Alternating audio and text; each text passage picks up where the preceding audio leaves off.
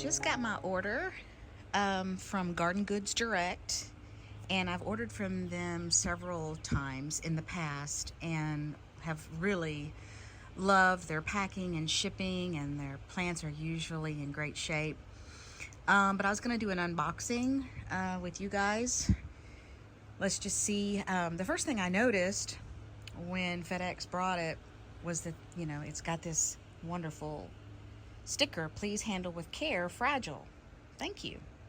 And the box is like all wrinkled up, and so it really doesn't look like maybe it was handled with super care.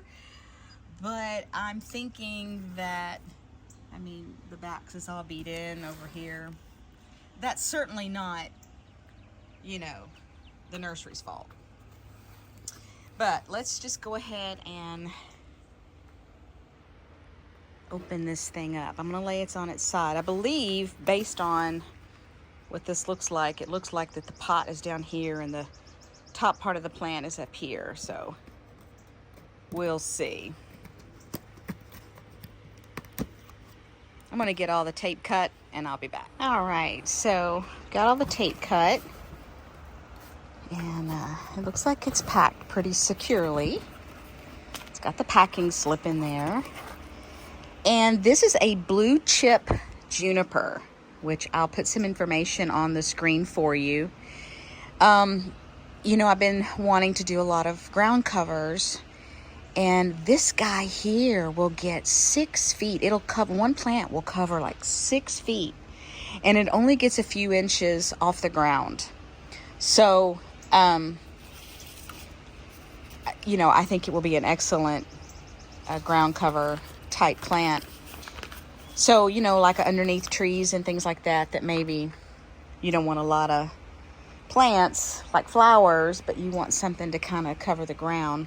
Anyway, it looked really pretty. So as you can see in the picture that I'm going to put on the screen here, but it's a blue chip juniper. They sent it in a 1 gallon pot, and I can get you the pricing and everything on it. But it is really super hardy. So I'm actually thinking, I'm going to look at the roots on this thing, and I'm thinking I may wait till fall to actually put it in the ground, because we're getting ready to get some super hot temperatures here. So I'm just going to take my handy dandy pliers here, if I can get up underneath the thing, and I'm going to cut that white zip tie off. Actually, my handy dandy pliers didn't work. I ended up having to use my blade, which is fine. So I removed the zip ties, and I'm just gonna slide this out.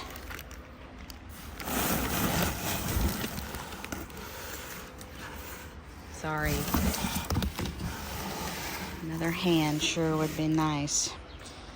So, it's been on the road for a while. So it's a little, it's a little bit deformed, but that would be expected. If you were crammed in a box, you probably would be deformed too, right? But as you can see, it's got a pretty kind of a blue-green color.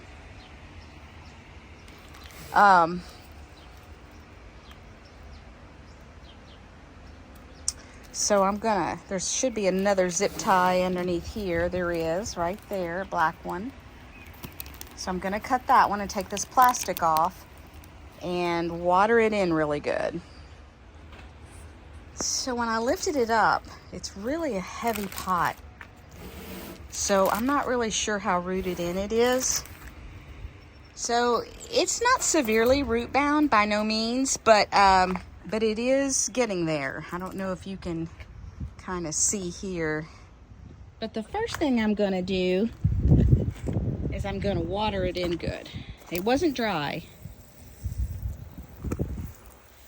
Always test the water, because in my greenhouse, if the water lines have gotten hot, I can scald these plants real quick. That water coming out of that line sometimes is super hot. So it didn't, the soil did not appear to be dry at all. It had that plastic bag. I'm sure that was keeping in the moisture. But I still like to water it just to kind of maybe resettle everything after I took it out of the pot too. I'm thinking I'm going to plant it. Maybe a mistake. But if I keep an eye on it and I water it good and I put it in the right location, maybe it'll be okay. So now, there's two places I'm thinking about putting it. One is over here in this garden border area that I'm trying to develop. And I'm thinking somewhere perhaps right back in there. And the reason is because I've got this yellow tipped nightlight chamaecyparis, which would be a beautiful contrast to the blue in the blue chip juniper. This dogwood is going to have pink blooms in the spring, and so wouldn't that pink against that blue also be pretty? I also don't really want to plant anything else here because I want plenty of room for these things to grow, and when this dogwood gets larger, it's going to kind of shade everything. So I don't really necessarily want to plant any other trees or anything like that. And I've got this evergreen here too, so it's going to get wider. So this area here would be kind of nice, I think, to plant, and then it can kind of just travel back behind here. It can travel here. It can travel up in there, and I'm sure I can prune it if it gets unruly. But I'm thinking about putting it right here, and it'll be close enough that I can keep a really close eye on it and keep it watered good, and I'll mulch it heavy so that it doesn't get, maybe the roots don't get too hot. So this is where I'm leaning towards, planting it right there. Really ultimately I'd like to have them all throughout here, because I think it would make an awesome ground cover. It would be nice to shade out any weeds, because I battle weeds and bugs, and I know all of us battle weeds and bugs. But I just don't like weeding. And I know some people actually like it. I can't understand that, but I've watched some garden channels where people do it to kind of, it's just a way to relax. And I get stressed because the weeds are usually winning. But that's where I'm thinking about putting it, because I'm trying to get this bed established. So I guess if I don't like it, I can always move it. But man, I hate moving stuff, So I think that's it. I think I'm going to put it right there. So I need to get my post hole digger and dig me a hole.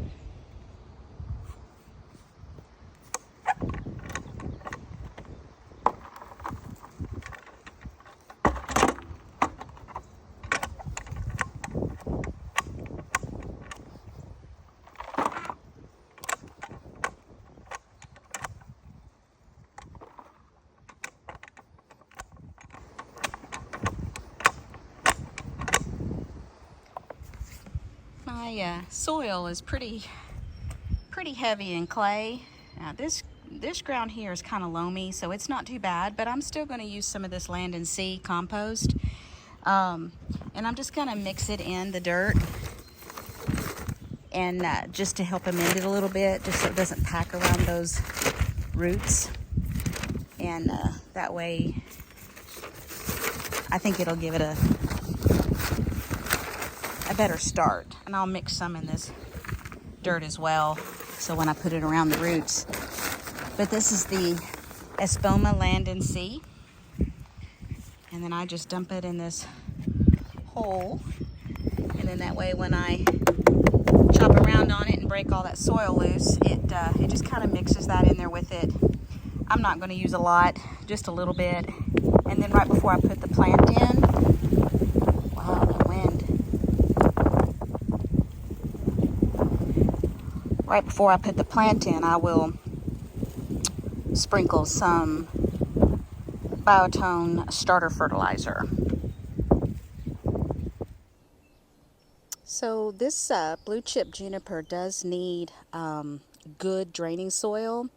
So I dug the hole and I left the top of the root ball slightly higher than what the hole depth is, but I'm going to allow for some mulch, and I want to make sure that it does not have water draining near the crown.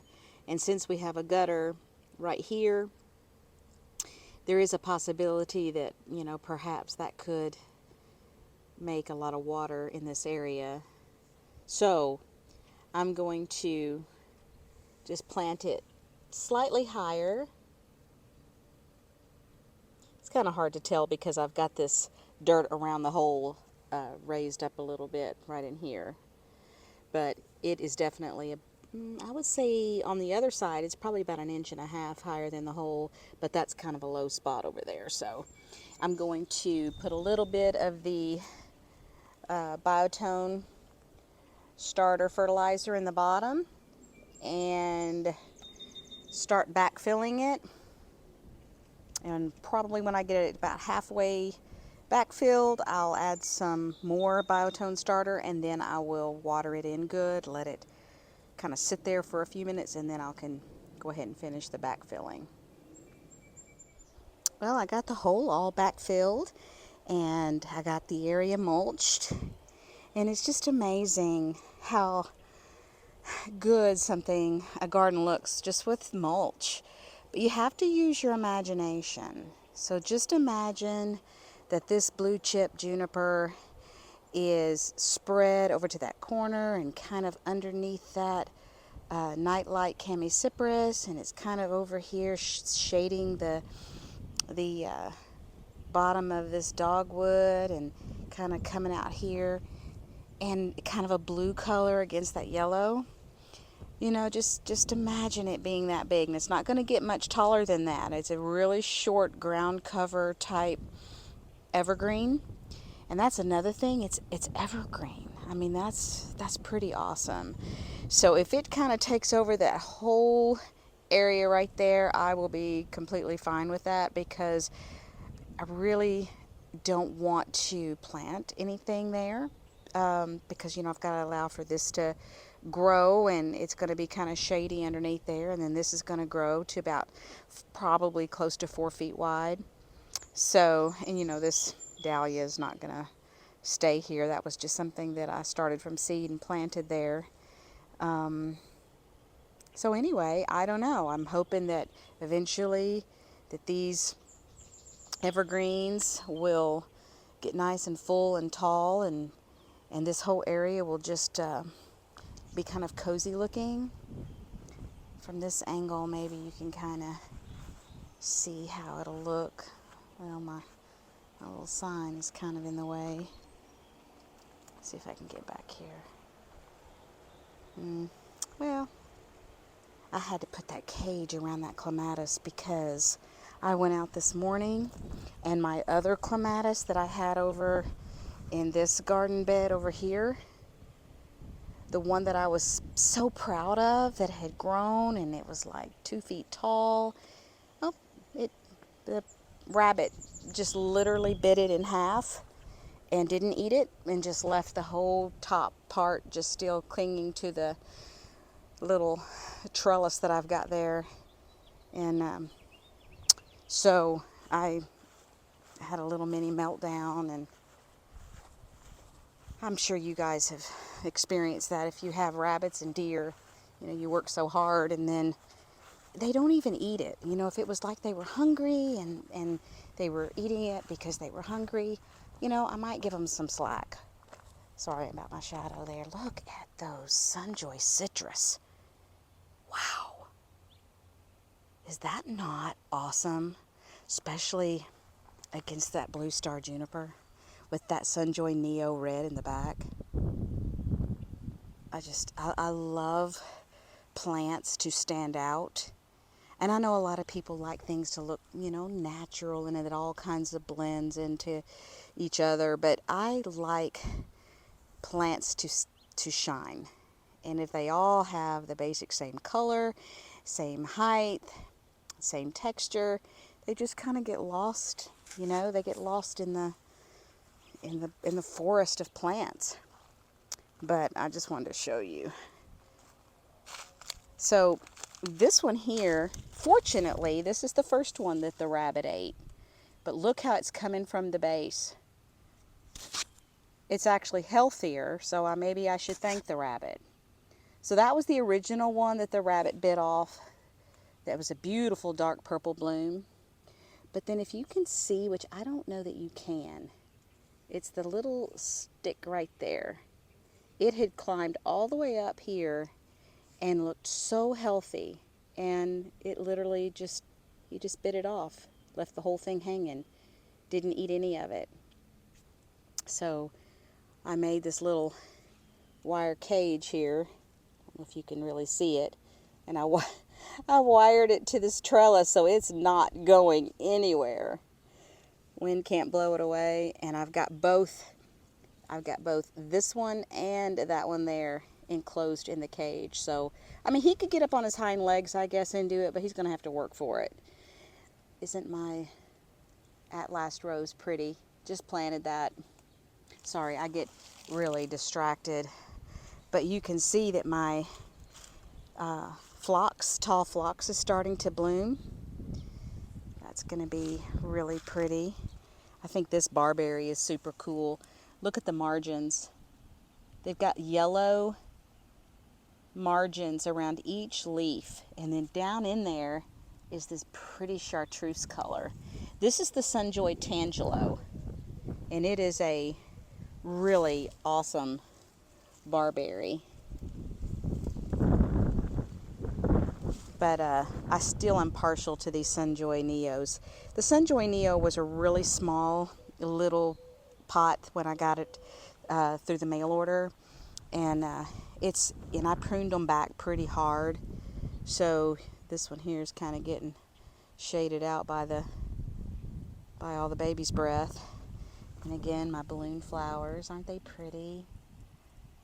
I think I like these flowers, not because they're all that special, but because they are blue. But it's interesting because notice this flower. This flower is just a simple star, 5-pointed star. But then if you come over here and you look at this one, looky here. It's a double. Isn't that cool? It's 2 5-pointed stars. I got them out of the same seed lot, so not sure about that. Anyway, one thing I wanted to show you was my Little Mermaid clematis had a really nice showing earlier this spring, and then I cut it back, and it's starting to bloom again, and it's just a young planting. I just planted it, and this one's not even fully open yet, but I just think that color is really a pretty color. It's almost a coral, but when it ages a totally different color, and you can sometimes see 2 and 3 different shades of pink on this clematis. But look at these leaves. That's a pretty decent sized leaf. So I had pruned it way back, and it has come back out again, and now I'm getting another little bloom. So I think it takes a little while for these to get really established well. So hopefully that one over there, that's the that real pretty blue. I forget what it's called. Blue light? Is that right? Yeah, blue light. Looks like it's in prison. It is kind of in prison. That is so tacky, but they just hadn't found it yet, or they would have chewed this one down. So, but anyway, there's our little blue chip juniper, and I'm hoping in 2 or 3 years it will take over that whole area, and it gets really, really wide, so you can have at it. And hopefully I can get this bed slowly but surely. I'm kind of inching my way over, and I've got a lot of plants in the greenhouse that need to come out here, but you know, I hesitate to plant things really past the first part of June because our heat gets really, really hot and the humidity gets high, and I don't want to stress a plant more than necessary by planting it, you know, before the heat really kicks in. So not really sure exactly. Look at this beautiful Queen of Sweden rose. Isn't that sweet? The perfect shade of pink. And the foliage is pretty too. Anyway, thanks for watching, guys.